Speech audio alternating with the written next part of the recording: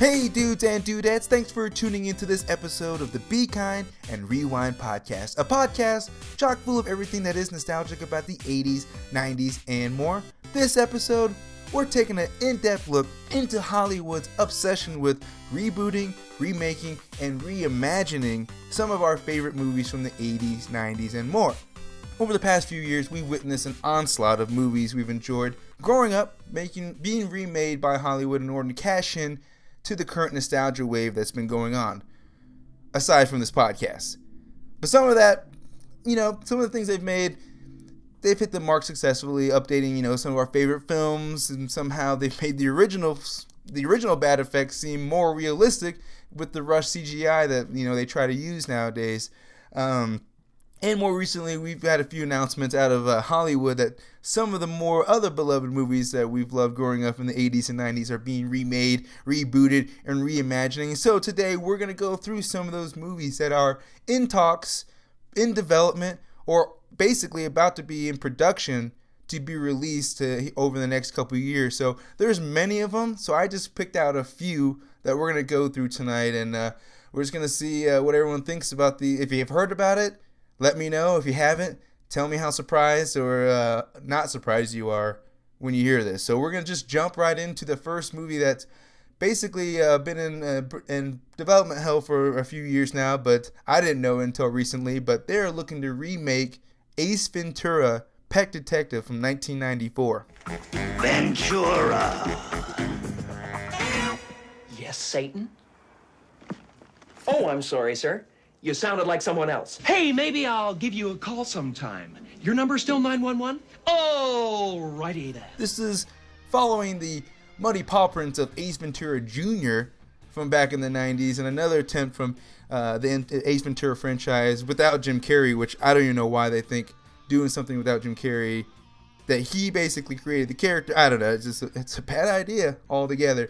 But the movie's production company, Morgan Creek Productions, announced that they've been forced, due to financial collapse, to sell most of their catalog to the highest bidder, according to Deadline.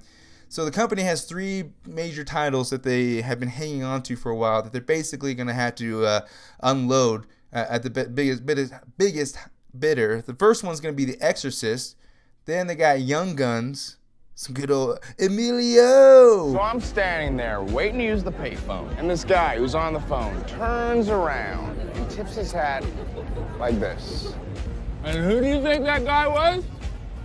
Emilio Estevez. The Mighty Duckman, I swear to God. I was like, Emilio! And Ace Ventura. So, and they've got plans to, these aren't the ones, I'm sorry. These aren't the ones they're going to unload. These are the ones they get to keep. They've unloaded everything else. So Morgan Creek Production Company gets to keep The Exorcist, Ace Ventura, and Ace Ventura and Young Guns. So they're going to be remaking those movies over the next couple of years, even though I think we've seen at least 3 or 4 different versions of The Exorcist. Young Guns, I'm not against. I'll see some Lou Diamond Phillips and some Emilio again, and I do have my hesitations with Ace Ventura, of course. That it being the movie that got me into into Jim Carrey, because I know he had done like Once Bitten and a couple movies before this while he was on In Living Color.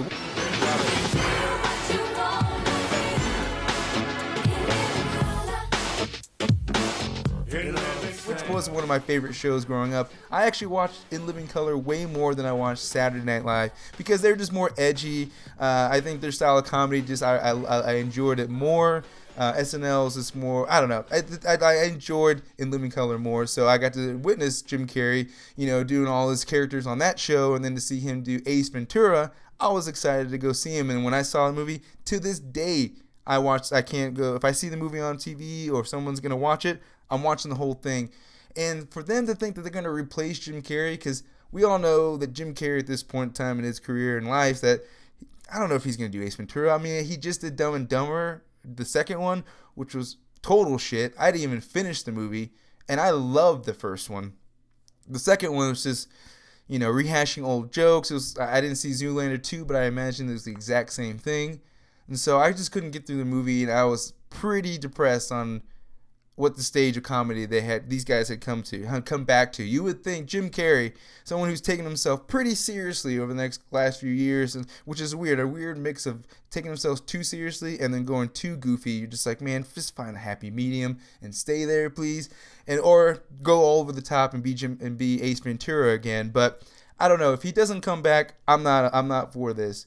And even if he does come back, I'm still gonna be super hesitant, just because from Dumber and Dumber and every sequel that we've gotten over the last few years have been 20 years past, and even if the same actors join on, it just doesn't have the same touch. And it's the rosy red glasses, or rose tinted glasses. Everything was better back in the day, and if we watch a rehashed version of it now, it just doesn't hold up. So Ace Ventura: Pet Detective, I'm not sure. I have low expectations with or without Jim Carrey at this point in time. So we'll just have to see.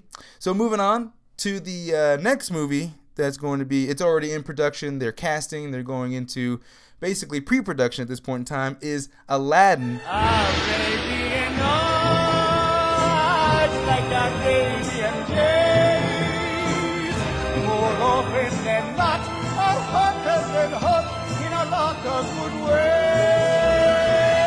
Arabian Nights, Arabian moons, a fool off his guard would fall and fall hard out there on the dune. Being remade into a live action movie. This one's going to be directed by Guy Ritchie, the same guy who directed Rock and Rolla and the latest King Arthur. Is going to direct an animated Disney movie, or not, it was going to direct the live action remake of an animated Disney movie, a musical to some degree. And I mean, I was surprised. I like Guy Ritchie because I definitely enjoyed me some Rock and Rolla and some of his other movies, Lock, Stock,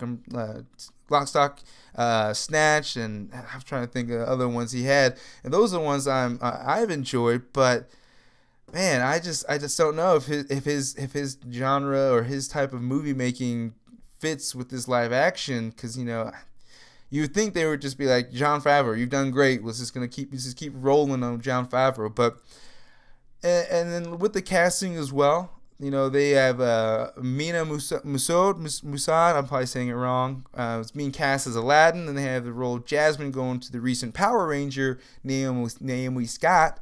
And then lastly, they have Will Smith, who's going to be voicing Genie, which is kind of, I'm interested in what the Genie's going to look like. Is he going to be like the blue Robin Williams Genie? And of course, he's not going to do a spitting image, impression of Robin Williams. Robin Williams did his own thing. If you can watch like hours of, all the gag reels of his takes that he did for the Genie. Let's blow this popsicle stand! A doorstop would be a fabulous career.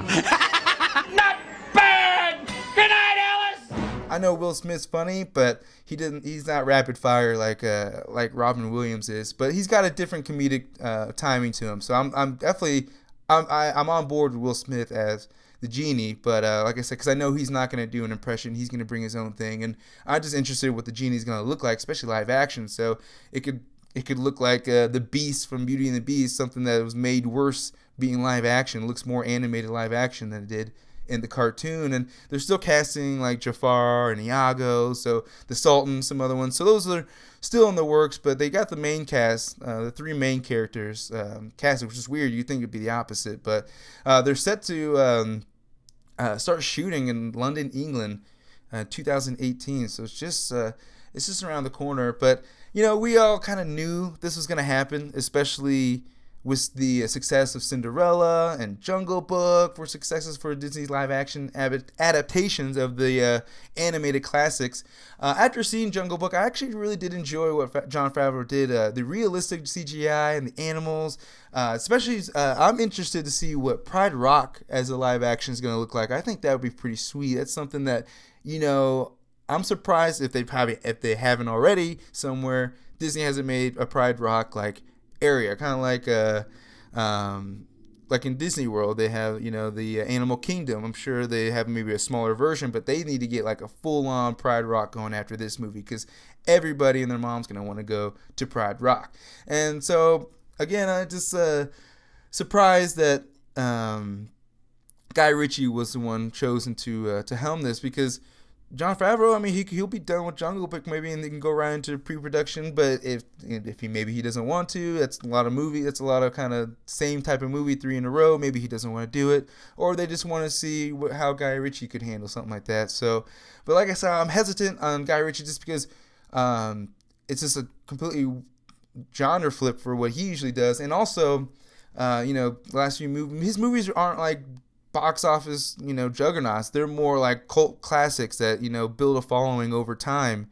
King Arthur, I don't know if that's going to have a cult following or not, but like Rock and Rolla, Lock, Stock, and Snatch, like those movies, were huge on DVD. College kids galore, just having the posters, the DVDs, like all that good stuff. So like he has his following. I'm not saying he's a bad director. I just not sure if it's a right fit. So that's just kind of where I'm going with that. So we'll just have to see. That's in going to production. Let's see, in 2018. So we'll be hearing some more regarding the casting of the rest of the Jafar and Iago and everybody else. So we'll see about that. But we're going on to the next reboot, remake, and reimagining that Hollywood's going to be coming out with.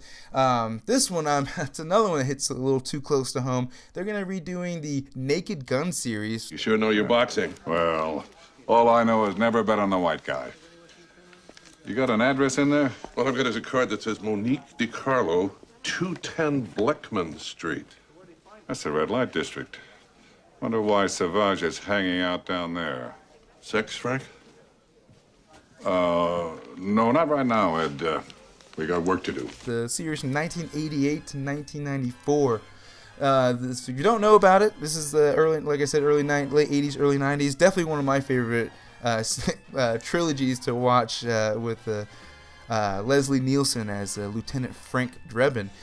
It was basically, the movie was based off ABC spoof series Police Squad, which, if you haven't seen that, it's basically the same thing as the movie, just in episode form, which is great because I watched it not too long ago and it holds up.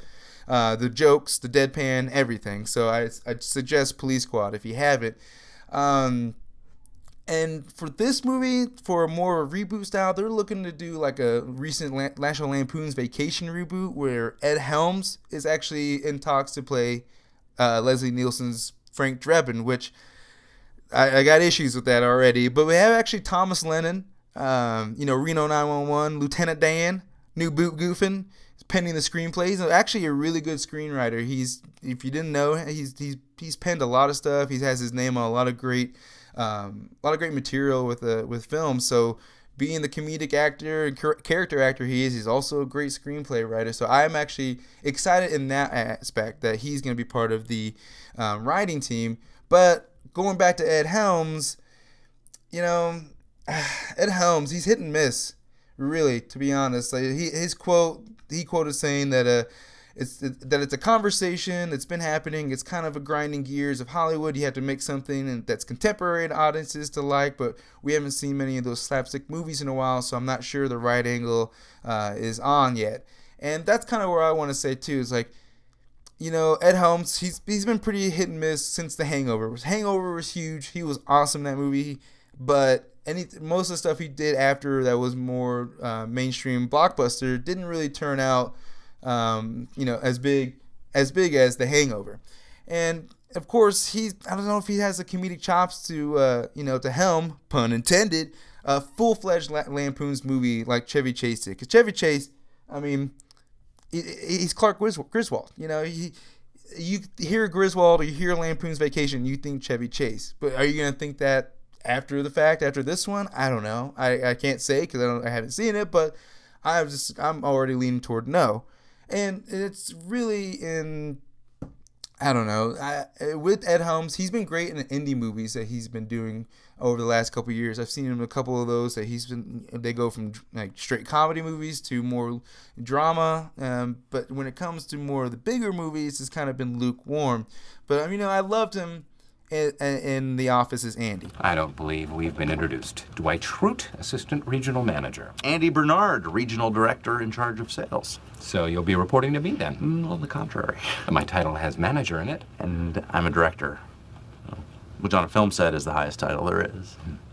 Do you know anything about film? I know everything about film. I've seen over 240 of them. Congratulations. One of the better characters for sure, for a while, to a certain point. So he became a manager, and then he just revealed what a self-conscious prick he was to everyone. So that kind of put a bad taste in my mouth with Ed Helms. Cause I kind of feel like, because that was right after The Hangover, so I feel like they go into his head that, you know, he was a bona fide star from The Hangover, so he's gonna need to have a bigger role in The Office. So, like I said, and the other thing too, this type of comedy, this deadpan slapstick comedy, was prime in the 80s and early 90s, and I think it'll just be tough to pull off, especially with Ed Helms, whose comedy thrives on just kind of being over the top. And because Leslie Nielsen was a serious actor before he was in Airplane. You know, because he was cast in Airplane because the directors wanted non-comedians to deliver the deadpan comedic lines perfectly. Can you fly this plane and land it? Surely you can't be serious. I am serious. And don't call me Shirley. And it snowballed into like Police Squad and Naked Gun series that he was known for that type of delivery, where Ed Helms is the opposite. And I think that he would bring he wouldn't, if he will, that would be great to mold his, you know, a deadpan comedy, but I just don't think that's something he would do. I feel like he would do his type of comedy, which is normally over the top, you know, dramatic comedy. So I don't know. That's those are my hang-ups on the movie. And he was in, like I said, National Lampoon's Vacation. And I was just like, I don't know, man. There was funny parts, but nothing too memorable stuck out for me. So for the Naked Gun series, I'm you know, timid on it. I think the writing will be great. I'm just worried about the delivery and possible execution. So it's still in like pre-production or development. So it hasn't quite got to the point where we're going to see it on screen over the next year or two, but we may start hearing about it a little bit more over the next couple of years. So we'll just have to see. So next one that we're going to jump into is Starship Troopers. The only good bug is a dead bug. Here's a tip. Aim for the nerve stem and put it down for good. Would you like to know more? Everyone's doing their part. Are you? From 1997.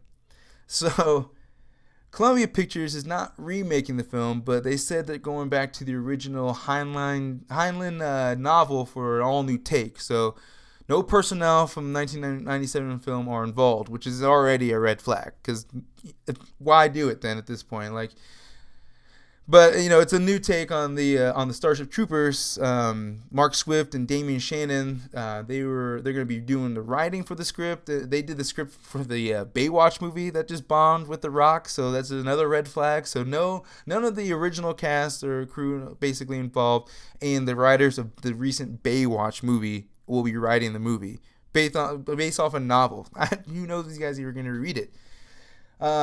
So, you know, the satiric angle was great in 1997. I'm not sure how great it'll hold up, especially just, I don't know, the movie looked like a giant propaganda movie, which is what they wanted.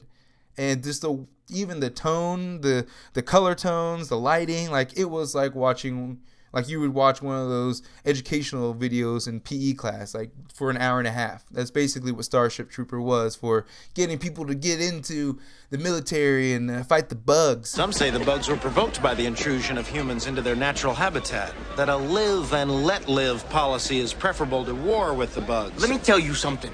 I'm from Buenos Aires, and I say kill them all! Yeah! Oh, yeah! Yeah! It was basically, and also it was also a mixed success in the box office. Like, it didn't really make that much money, and it only became popular through, you know, DVD sales and constant streaming or constant showing on TV. But I don't know. This movie is just, like I said earlier, it's so 90s that I think it would be really tough to pull it off, the satire and the commentary they had now, without really making it like, oh, it has to be dark and gritty, or maybe it's too comedic. Or let's make it funny. Like I said, the tone, the lighting, and just the way they shot the movie, like it was just pretty spot on with, like, you know, a giant propaganda movie.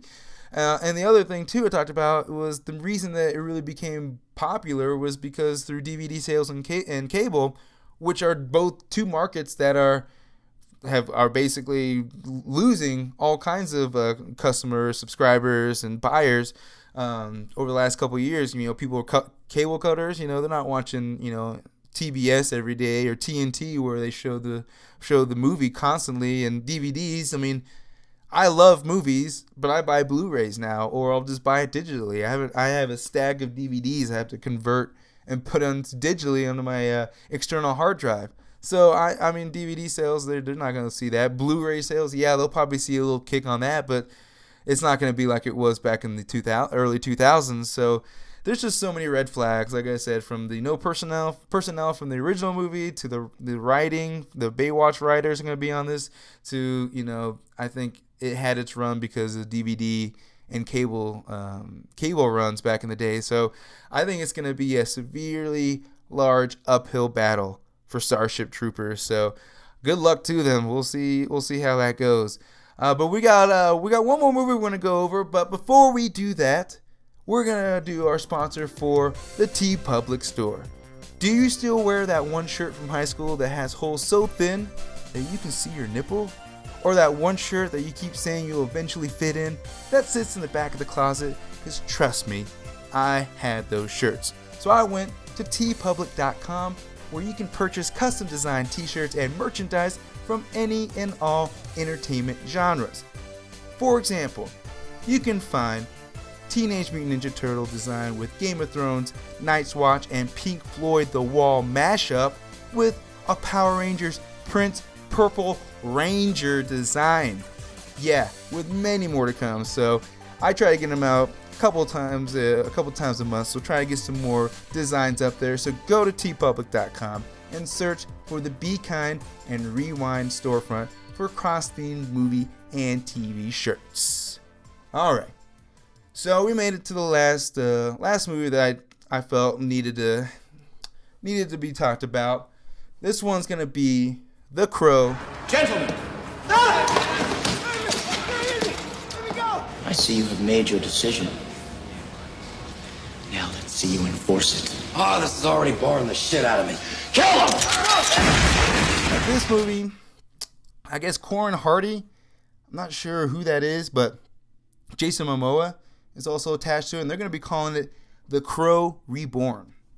So Relativity is the studio producing it, and they just sold the rights. And this movie is they sold the rights, but they've been doing this for a while. They've been in the works for about 10 years, so since 2008. They've had different actors, different directors, the different storylines, what company was going to distribute or release the movies. So they've had all kinds of issues. But I guess Jason Momoa and Corin Hardy were the last on board as star and director. So they aren't formally signed, but the movie has signed with Sony as of like about a month or two ago. So Sony's going to be doing the distribution or at least production of it. So we have some light at the end of the tunnel for The Crow. But like I said, this movie's going to be coming with some serious baggage. Like, this movie is straight cursed. For those who don't know, and I'm sure there's not many, it's fairly common knowledge at this point if you like movies, that Bruce Lee's son, Brandon Lee, was tragically killed while on set during the original Crow when a gun discharged a real bullet instead of a blank.